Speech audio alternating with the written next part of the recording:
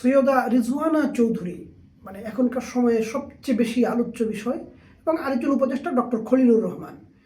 তো সৈয়দা রিজওয়ানা চৌধুরী সাম্প্রতিক সময়ে চ্যানেল ওয়ানে দেওয়া এক সাক্ষাৎকারে তিনি বলেছেন যে এই সরকার আসার পরে রাজনৈতিক কিছু দলের মধ্যে যেরকম উগ্রবাদ বা নারীর প্রতি বৈষম্যটা তার ভাষায় যে উগ্রবাদ বা নারীর প্রতি বৈষম্যমূলক আচার আচরণ দেখা যাচ্ছিল, সেই শক্তিটাকে আমরা প্রতিহত করেছি, তাদেরকে আমরা মেইন স্ট্রিম হতে দেই নাই।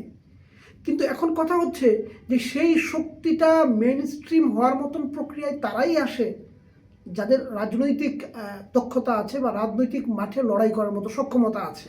এবং সেই দিক থেকে তিনি এই কথাগুলো বলেছেন নির্দিষ্ট একটা দলকে অবশ্যই লক্ষ্য করে, যদি উনি বলেছেন যে এটা করেন নাই, বা যারা তাকে ডিফেন্স করছে তারা বলছে যে উনি কোনো রাজনৈতিক দলের নাম বলেন নাই। কিন্তু মেইন স্ট্রিমে আসা মানেটা কি? মানেটা কিন্তু হচ্ছে এটা রাজনৈতিক দলই তো এটা করে থাকে। এমনি বিচ্ছিন্ন উগ্রবাদীরা তো আর মেইন স্ট্রিমের আসা আকাঙ্ক্ষাও কখনো পোষণ করে না।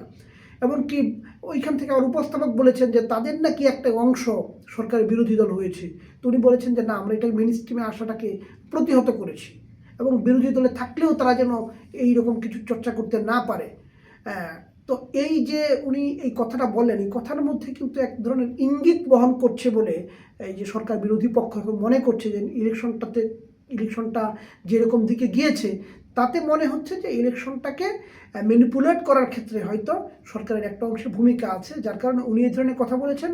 এবং সরকারের একজন উপদেষ্টা, নিরাপত্তা উপদেষ্টা, যিনি এই সরকারের মন্ত্রী হয়েছেন, এবং এই দুইজনের অ্যাগেনস্টেই এখন প্রধান বিরোধী দল জামাত ইসলামী আজকে বিক্ষোভ করেছে। কিন্তু বিক্ষোভ মানে করে তাদের যে বিচার এবং শাস্তি দাবি করেছে, সেটা আসলে কার কাছে করেছে? তো সবগুলো বিষয় মিলেই একটি গোলমেলের সময় সম্ভবত বাংলাদেশ এখন পার করতে যাচ্ছে। এটা কোন দিকে গড়ায় এবং এটা খেলাটা কিভাবে শেষ হয়, সেটা দেখার জন্য আমাদেরকে আরও অপেক্ষা করতে হবে।